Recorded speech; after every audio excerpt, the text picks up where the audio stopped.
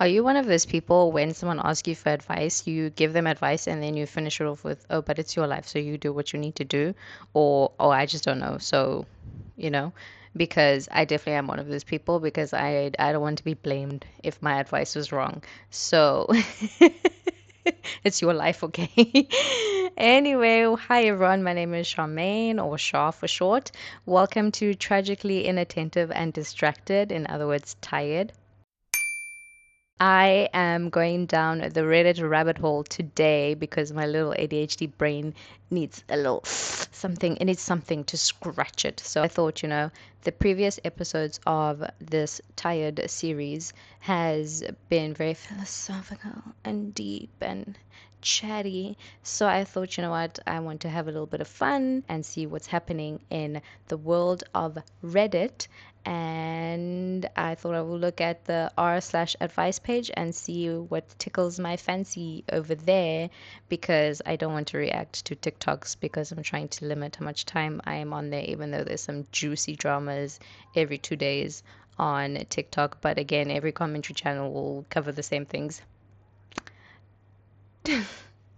That felt shady, but I am so tired of commentary channels covering the same drama on TikTok. Please find something so random and so niche and then cover that, because I already know all the drama because I'm on TikTok too, way too much. Anyway, so let's go down the r/advice and let's see what's happening over there. And I didn't prepare. I didn't prepare beforehand any of the stories I'll be reading because I just didn't want to spoil it for myself. So a lot of the stories that I will click on are just from the titles that I find fascinating, and we're just gonna have a little conversation about that or just see what's happening there. And so let's get started. I need to read it for you guys. Guys, okay, don't judge me. I'm nervous to read in front of the class, okay? I don't think I'm dyslexic, but sometimes words just be jumbled. Let's read. My friend keeps volunteering my apartment for things without asking me. I have a friend who lives nearby, and she somehow started treating my apartment like a shared community space. It began with small stuff, like asking if she could have a package delivered here because her building has theft problems. I said yes. Then she started using my address for more deliveries without checking first. I told a coworker they could leave a suitcase here between flights, and recently invited 2 people to work from my kitchen because their internet was down. Does your friend know she doesn't live there? I only found out when she texted me saying they'd arrive around noon. I work from home and I've been budgeting pretty hard. Yeah. So my apartment is basically the one place where I can relax without feeling like I need to go out and spend money. I told her she needs to ask before offering it to anyone, and she acted confused because I've always said yes before. This friend must not piss me off like this. How do I set a firm boundary without making it sound like I've secretly been annoyed with her for months? The woman was too stunned to speak. Okay, I have 2 questions. One, like I said before, does your friend understand that she doesn't live there? She doesn't live in your apartment, because this feels like she thinks she lives there. And then two, how are y'all still friends? Because I would have cut that shit off right away. The first comment says, "Honey, you gotta learn how to say no." I would just straight up tell her, "You can't use my apartment anymore," or "I'm not okay with you inviting people to my apartment. Don't do it again." No is a full sentence. As someone who was a chronic people pleaser, I had to learn, and I know all of us were in this camp, we had to learn the hard way that no is actually a full sentence. Sometimes I actually don't need to explain myself, because I think if you're someone who used to be a people pleaser, you always feel guilty for saying no, obviously. And then because you feel guilty, you feel like you need to explain why you're saying no. And then that gives the other person, if they're not necessarily the most thoughtful or kind person, and then that gives the other person a space to question you even more, to the point where you break down your boundaries. So when you started strong and said no, because then they ask more questions, and then you get into a point where you're pressured back into kind of adjusting your boundaries or dropping your boundaries. I hate it when people take advantage of kindness. And then someone else said, add to it, "This isn't a friend. This is a pair of boots and you're their doormat."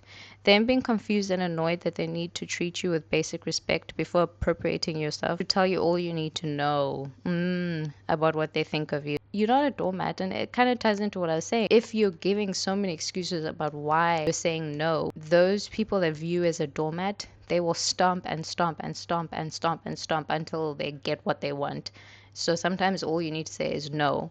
And if the response does not make sense, you don't need to be friends. Oh, I was just going down the comments and I actually found someone who just said what I was talking about. She says, OP needs to remember that no is a complete sentence. I don't know. Hopefully, this person can get out of this situation. I don't think the person who posted this has an update, but hopefully, they got out of this tricky situation. So now I'm going to see what else intrigues me. Okay, so I found another one with a, a title that seems interesting. The title reads, My engaged neighbor dropped a bombshell on me and I have nowhere to go. Oh God. Okay, it's pretty long, so I do apologize, guys. You're gonna have to listen to me read.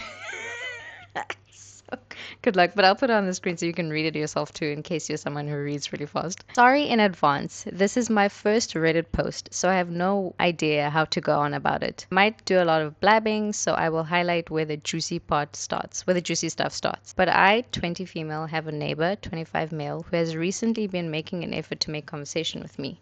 To my knowledge, he is engaged and he has been with his fiancée, 24 female, since way before they moved in next door, 3+ years.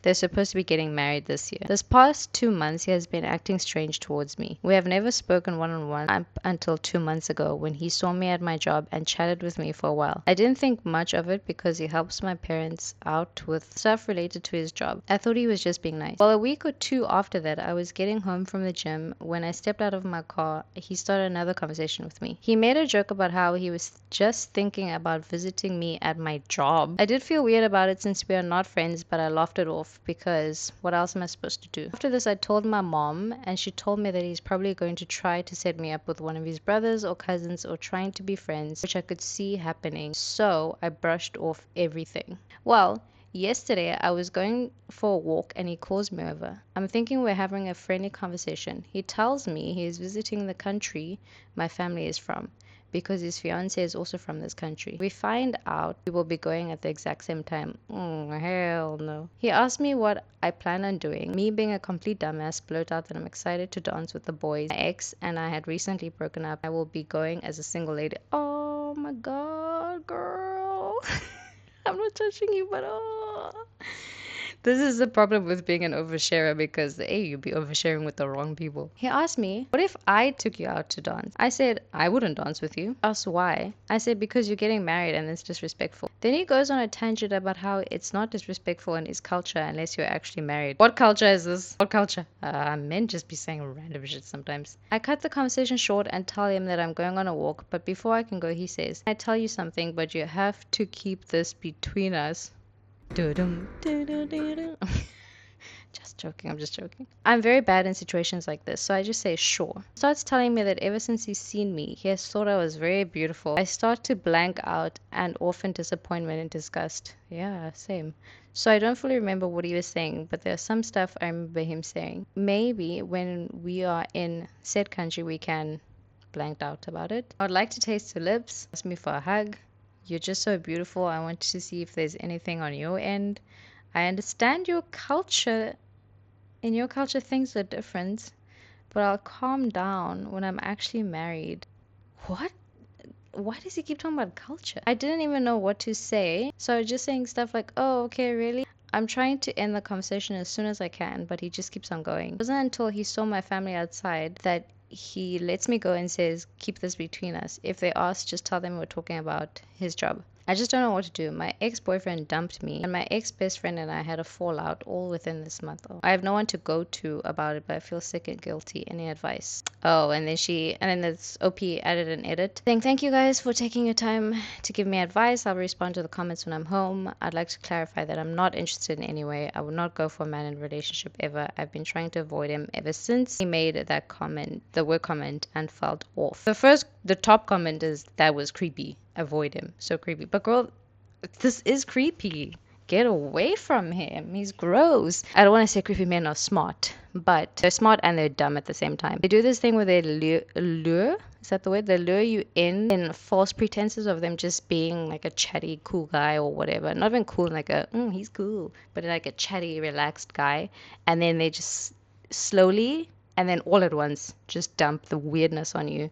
And if you're someone who sometimes has gods that are not fully all the way up, it can be so confusing when you get there. And for some reason, it always makes you feel guilty, but you have nothing to feel guilty about, girl. That is creepy. This comment is right. Avoid him. Find any way to avoid him and make sure you're not alone with him, because I know that's disgusting. Someone suggests maybe alert his fiance. You guys don't know each other, so she may not believe you, but at least you're doing what's right.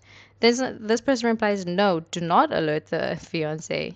She might turn it around and make it OP's fault. It happens all the time. The woman gets blamed, not the cheating man. That's true. Sometimes that does happen, but I think people need to know about his bad behavior. Okay, so even if you're not telling the OP, you need to tell your family. You need to tell his family. You need to tell someone so that you have someone that's on your side. If this person has a good relationship with their family, find someone in your family that you can talk to about this and just say, hey, this is creeping me out. I don't feel safe around this. I don't feel comfortable. I do like what this person says. It says, tell your mom and let her go talk to his fiance. You are still so young to be dealing with all of this when you're not the one who started it and did anything to cause it. I'm assuming your mother is wise and will know how to approach and speak to the fiance. If the fiance doesn't listen, that's her problem. You already told your mom how he kept approaching you and you thought it was odd. You did nothing wrong. That's very true. You did nothing wrong. And I love that. Go to your family, go to your mom, and let your mom help you with this situation if the relationship works that way. But this is right. She has stated that she has told her mom multiple times about these encounters. So that's what I think. Okay, the next story, which I think will be the final story. This one doesn't seem to have many comments because it happened 31 minutes ago. So I'm just intrigued. I want to read it and see what it's about. So basically, the title says, coworker used my unattended AirPods to listen to my phone. Basically, I have a coworker who I was friendly with, or at least I thought I was. I always knew he was romantically interested in me. Oh God, I didn't think it was going down this route. I always knew he was romantically interested in me, but I really brush it off and talk to him casually. Anyway, a few days ago, I needed to use the bathroom and I just received a voice memo from a friend. I figured, let me kill two birds with one stone. I had my left AirPod in my ear and the right one stayed on my desk in the case. When I came out of the bathroom, he says to me, what is she talking about? Not him just, ew, oh my, ugh. I then rip my AirPod out of his ear and tell him not to touch my belongings again. Never to touch my belongings again. I later sent a text explaining that it was messed up. Not only a violation of my privacy, but my friends as well. And I mean, who freaking does that? He never apologized or even said anything to me about it.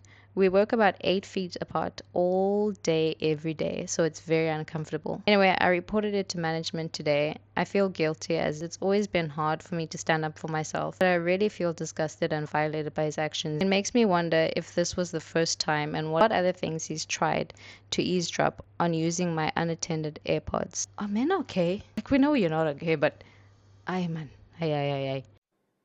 You done lost your damn mind.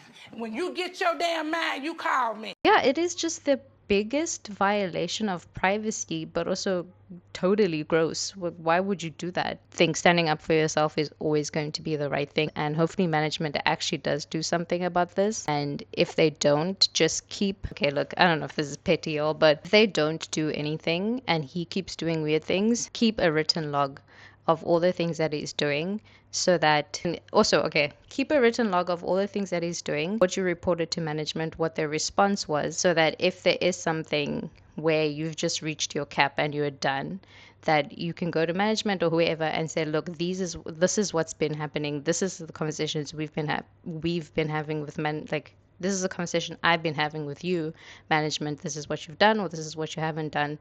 And if it comes to a point where you need to leave your job, then you should leave your job, because that's not okay. I don't know if it's maybe my neurodivergency or my ADHD. And when I'm going through something where, especially at work, where I'm going through something that I do not appreciate, I keep a log.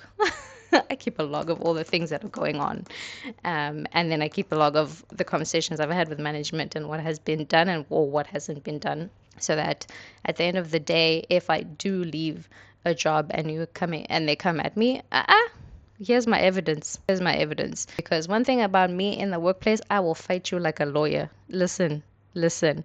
It's the Libra in me. I will fight you like a lawyer. If you're ever in a situation, I know this is a very bizarre situation. So if you're the person who posted this and for some reason you ever see this, or if you're someone who's ever been in a situation where people have violated your privacy or just touched your things or just did really strange things in the workplace, keep a meticulous log and don't be guilty for standing up for yourself. And if you need to leave the company when you can, leave it, babes, because that is insane. Okay, so that is it for the first episode of the Reddit reactions. I am so thankful for you for watching this and for being here, and I will see you in the next one. Thank you so much for watching. Stay curious and stay kind, and I'll see you in the next one. Bye bye.